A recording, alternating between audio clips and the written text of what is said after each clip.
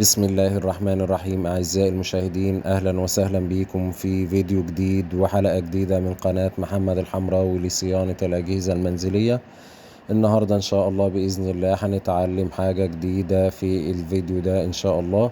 الغسالة دي طبعا يا جماعة، العميل بيقول إن كل ما يشغلها ما بتقبلش أي برنامج، وبتكتب على الشاشة E30 يعني ايرور 30.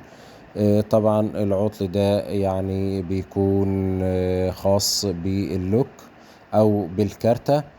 طبعا احنا بنبدأ بالصغير الاول، نحاول ان احنا نغير اللوك الاول. ممكن يكون المشكلة فيه.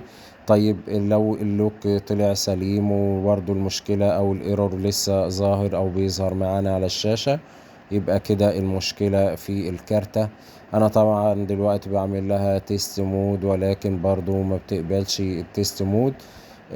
لان طبعا التيست مود او الغسالة بتدخل تيست مود بعد قفل اللوك، ولكن هنا اللوك ما بيقفلش خالص.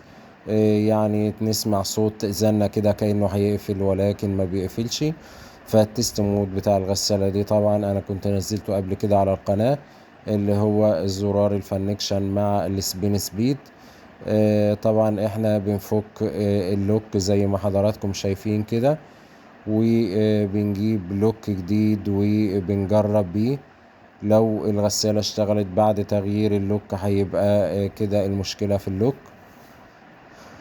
زي ما حضراتكم شايفين كده احنا بنفك الكاوتشة وبنفك المسمارين اللي هم مثبتين اللوك في الغسالة. اللوك ده طبعا يا جماعة بيبقى 7 طرف زي ما هنشوف دلوقتي. فيشتين كده، فيشة فيها 3 طرف وفيشة فيها 4 طرف. طبعا احنا بنفك الفيش دي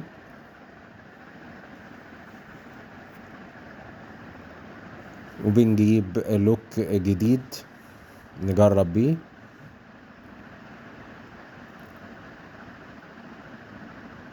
ده اللوك الجديد طبعا يا جماعة زي القديم بالظبط، ومع مراعاة طبعا ان احنا نجيب لوك حاجة كويسة. بنركب الفيش كده ونجرب. لو الغسالة قفلت معانا واشتغلت معانا هيبقى كده المشكلة كانت في اللوك. لو غيرنا اللوك الجديد والغسالة برضو ما اشتغلتش وبتدينا نفس الايرور، هيكون المشكلة في الكارتة. طبعا في ناس كتيرة جدا بتعمل قفلة على اللوك ده، ولكن انا طبعا ما بنصحش خالص ان احنا نعمل عليه قفلة. احنا نجيب لوك جديد علشان نجرب بيه. دول الفيشة اللي فيها 4 اطراف. طبعا احنا لو هنعمل قفلة علشان نشوف المشكلة في اللوك او في الكارتة، بنعمل قفلة على كل طرفين جنب بعض، ولكن ده للتجربة بس. ويا ريت كمان التجربة تكون على سيريا. بنركب اللوك الجديد ونربط المسامير اللي بتبقى مثبتاه في البودي ونجرب مع بعض. زي ما قلت لحضراتكم، لو الغسالة اشتغلت هتبقى المشكلة كانت في اللوك، لو ما اشتغلتش الغسالة هتبقى المشكلة في الكارتة.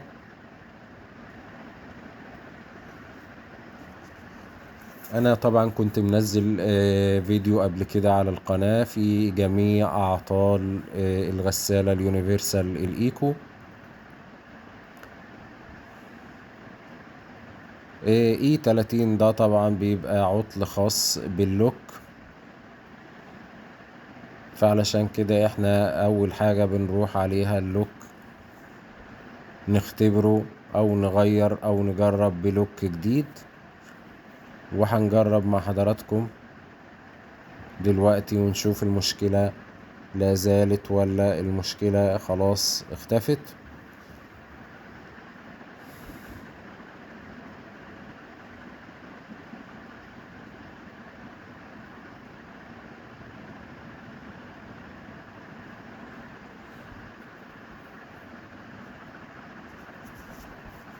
كده الغسالة بتبتدي تشتغل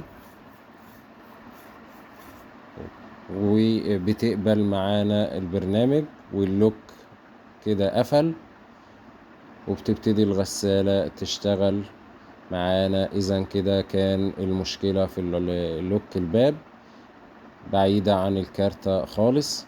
الغسالة زي ما حضراتكم شايفين كده بتسحب مية وما عادش بتدينا ايرور على الشاشة.